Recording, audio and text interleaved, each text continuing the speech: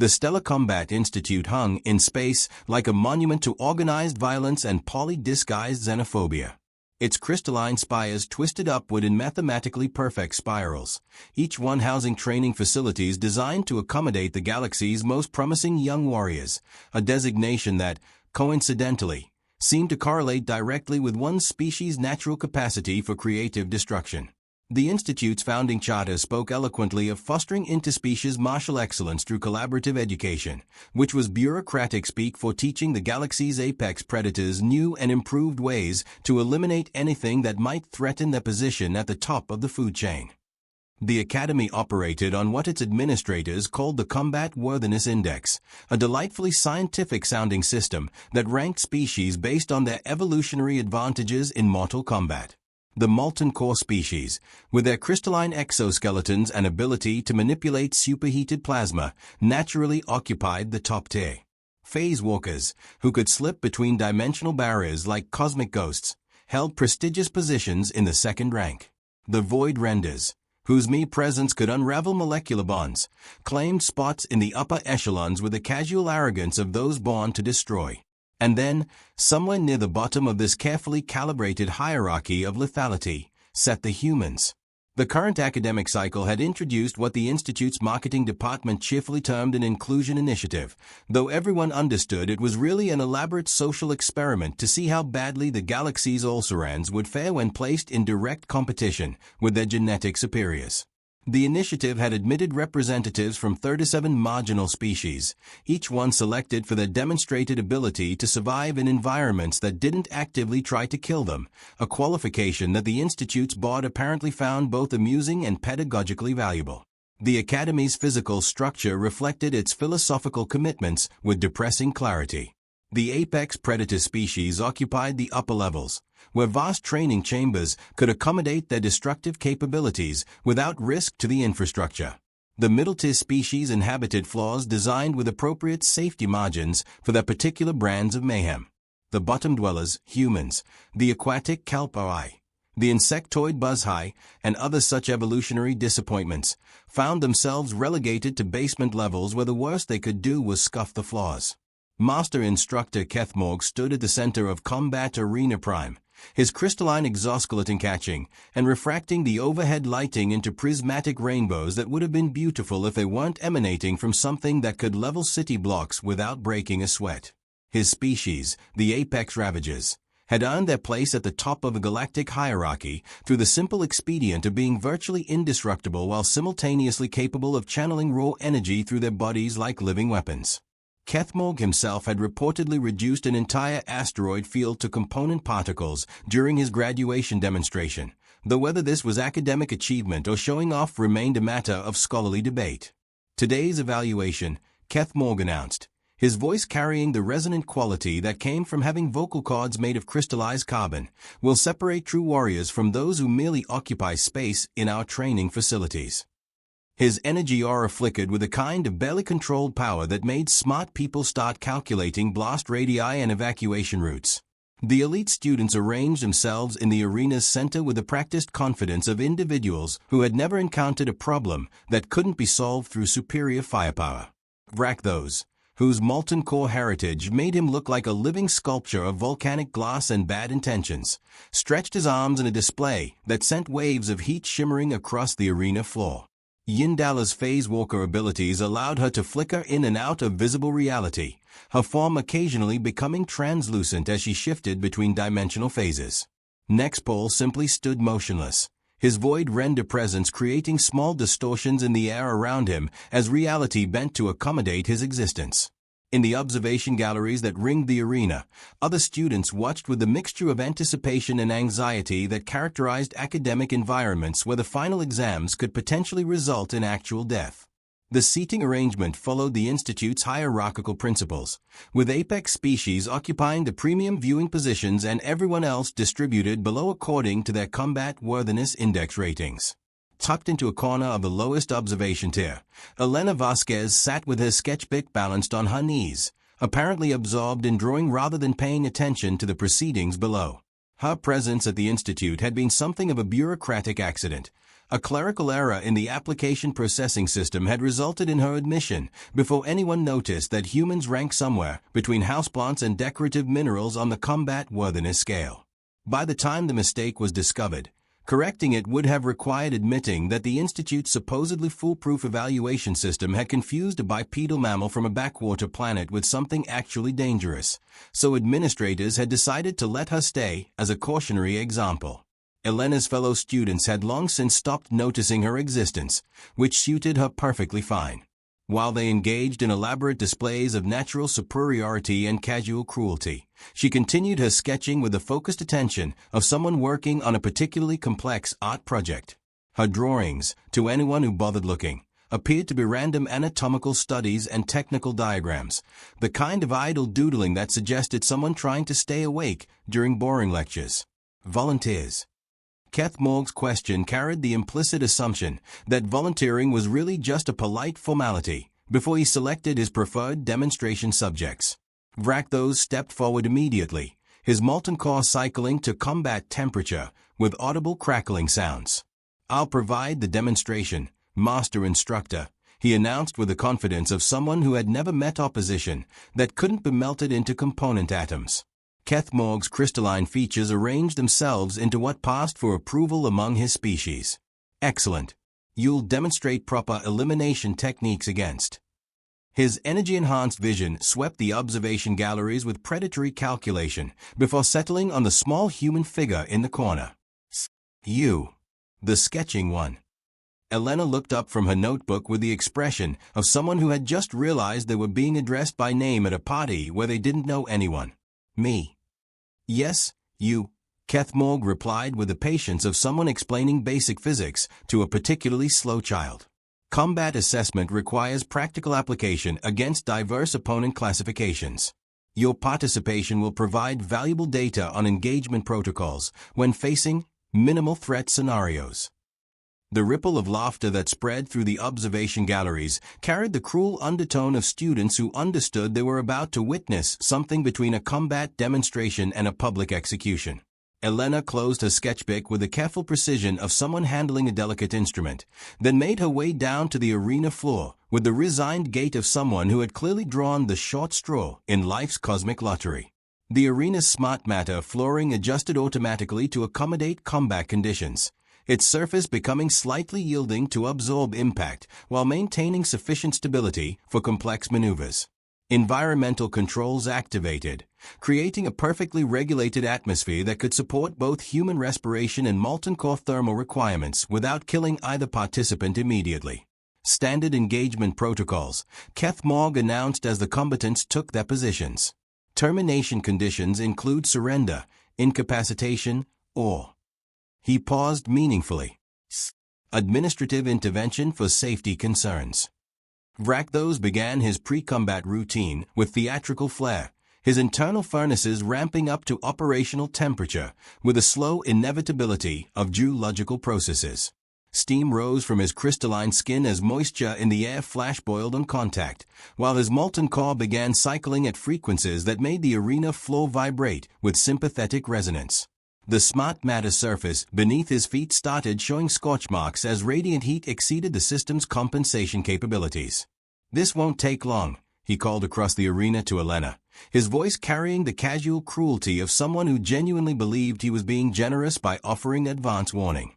"Try to make it educational."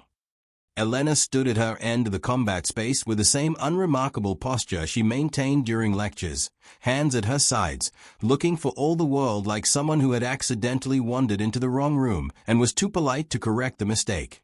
Her breathing remained steady, her stance relaxed, showing no indication that she faced an opponent whose species had colonized 7-star systems through the elegant simplicity of turning anything that opposed them into molten slag.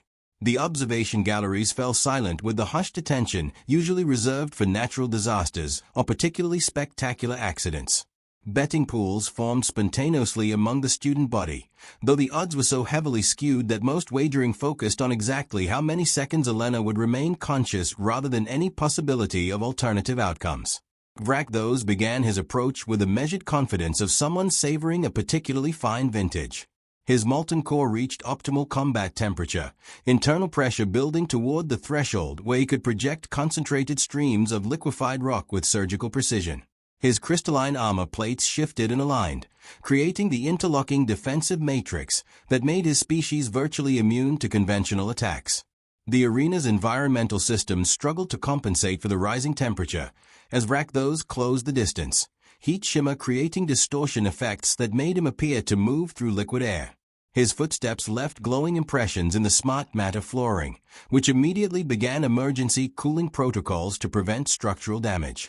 Elena remained motionless until Rakdos reached optimal striking distance, at which point she did something that violated several fundamental principles of combat theory and at least 3 laws of basic survival instinct. Instead of attempting to retreat, dodge, or otherwise minimize her exposure to an opponent who could literally melt her into component molecules, she stepped forward. Her movement was so unexpected that Rakdos actually hesitated, his combat subroutine struggling to process tactical data that didn't conform to any known behavioral patterns. In that moment of confusion, Elena's right hand swept upward in a deceptively simple motion that appeared to be nothing more than an awkward attempt at striking his chest. Her fingertips made contact with a specific point on Rakdos's crystalline exoskeleton, directly above where his molten core interfaced with his neural control matrix. The touch was gentle, almost tentative, lasting perhaps 1/10 of a second before she withdrew her hand and stepped back. For a moment, nothing happened. Rakdos stood frozen in place, his combat protocols apparently locked in some kind of processing loop. Then his molten core began to fluctuate wildly, internal pressure cycling between extremes as his regulatory systems encountered cascade failure. The brilliant glow that had emanated from his form flickered and dimmed, heat shimmer dissipating as his internal temperature plummeted toward normal atmospheric levels. With a sound like breaking glass mixed with disappointed sighs, Rakdos collapsed to the arena floor. His crystalline armor lost cohesion, individual plates separating and clattering across the smart matter surface with musical tones that would have been pleasant under different circumstances. His molten core, deprived of its control mechanisms, cycled down to dormant state with pathetic gurgling sounds. The silence that followed was the kind of profound quiet that suggested the universe itself was double-checking its fundamental constants. In the observation galleries, students sat frozen with expressions that ranged from stunned disbelief to existential crisis.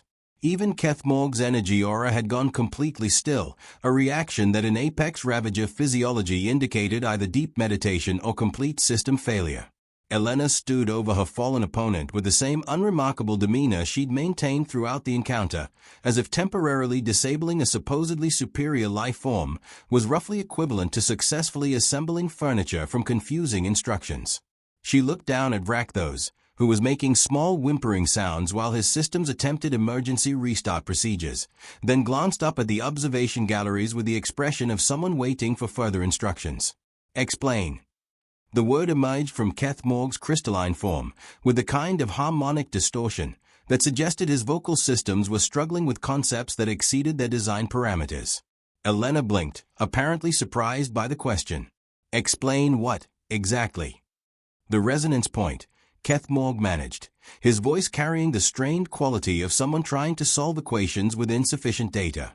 Molten core physiology includes multiple redundant control systems, specifically designed to prevent exactly what just occurred. The interface between neural matrix and thermal regulation is protected by 17 different backup mechanisms. Elena glanced down at her sketchbook, then back at the instructor with the expression of someone who had just realized they might have accidentally revealed more than intended. "Oh, that. I've been taking notes." She opened her battered notebook, and for the first time, the observers in the galleries got a clear view of what she'd been so diligently working on during months of classes. The pages visible from their angle contained detailed anatomical diagrams, frequency analysis charts, and what appeared to be comprehensive structural vulnerability assessments. Not random artwork or lecture notes, but systematic technical documentation that would have made professional military analysts weep with professional envy. "You've been studying us," Yindala said, her phase walker abilities flickering erratically as emotional distress interfered with her dimensional control. "That's what students do, isn't it?" Elena replied with the matter-of-fact tone of someone stating an obvious truth. Study things. She flipped through several pages of her notebook, revealing layer upon layer of detailed technical analysis. Molten core species rely on harmonic resonance between their neural matrix and thermal regulation systems, but the interface frequency can be disrupted with precise vibrational input applied at the correct anatomical location. Phase walkers maintain dimensional stability through quantum entanglement fields that can be collapsed with targeted electromagnetic interference. Void renders manipulate reality through localized space-time distortion, but their control mechanisms have exploitable feedback loops. She looked up from her notes to find the entire arena staring at her, with the kind of fascinated horror usually reserved for particularly venomous wildlife discoveries.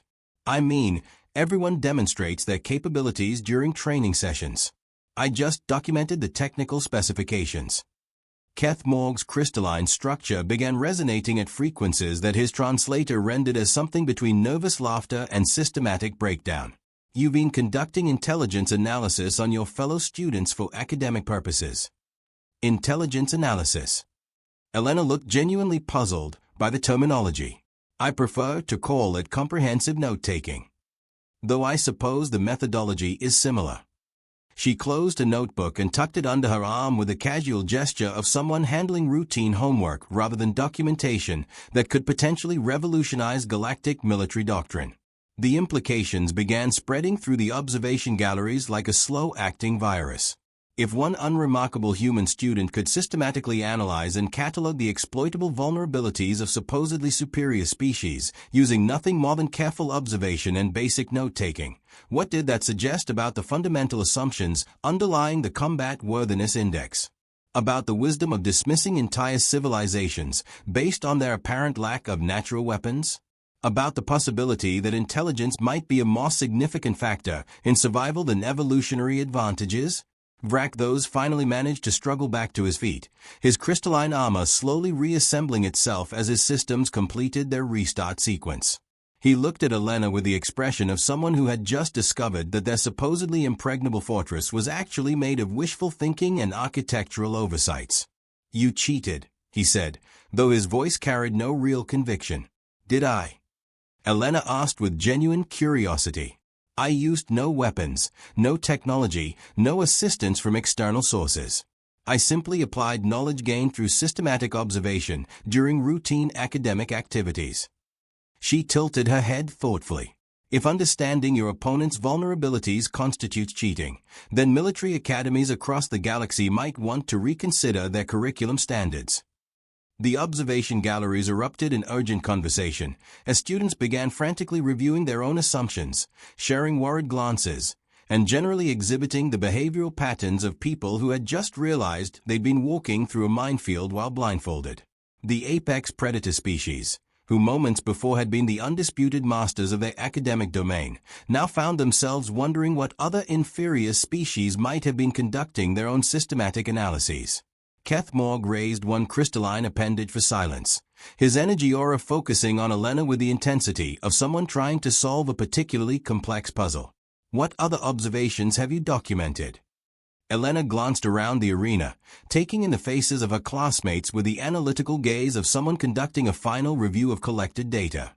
"Well," she said slowly, "I've noticed that most species here tend to rely entirely on their single greatest evolutionary advantage while completely ignoring their fundamental vulnerabilities.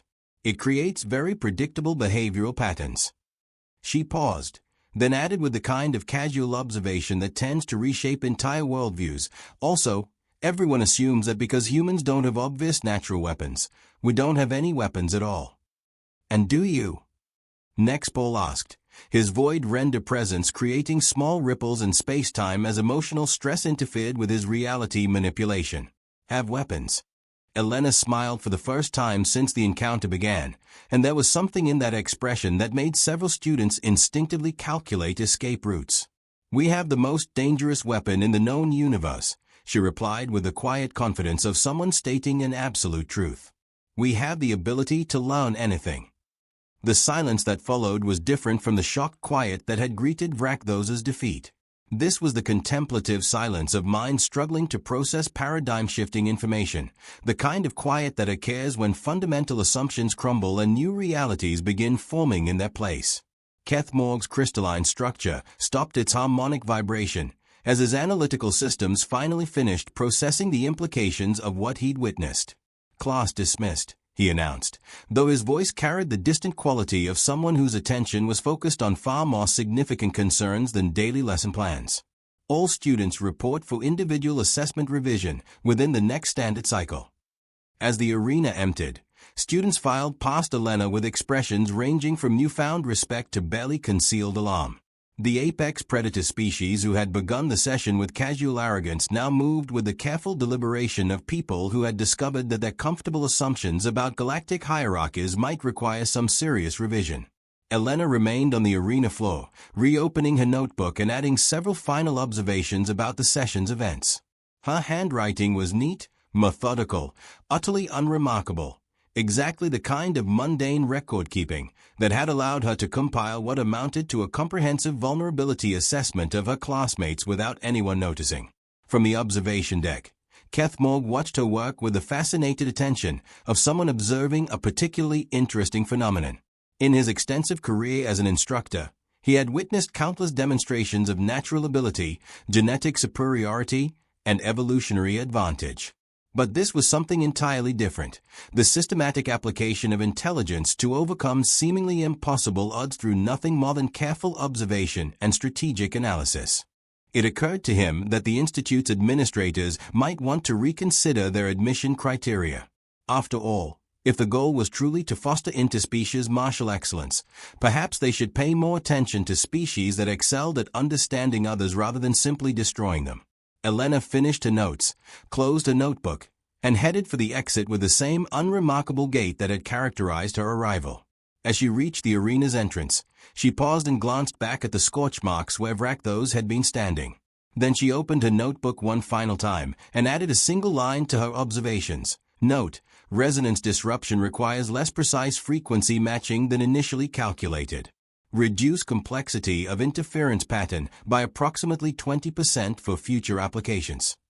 She closed the notebook, tucked it under her arm, and disappeared into the corridor beyond, leaving behind an arena full of individuals who were suddenly very interested in reviewing their own assumptions about intelligence, observation, and the true meaning of evolutionary advantage. The Institute's rigid hierarchy hadn't exactly collapsed, but it had certainly developed some very interesting structural flaws, and everyone suspected that the quiet human, with her systematic note-taking, had only shown them the smallest fraction of what those flaws might reveal. In the end, the Stellar Combat Institute continued to exist as a monument to organized violence and poly-disguised xenophobia, but with one small modification: nobody assumed anything was harmless anymore, especially if it carried a notebook and paid very close attention during demonstrations. The Combat Worthiness Index remained in effect, but administrators had quietly begun adding new categories for assessment criteria that had nothing to do with natural weapons and everything to do with the terrifying possibility that some species might actually be paying attention.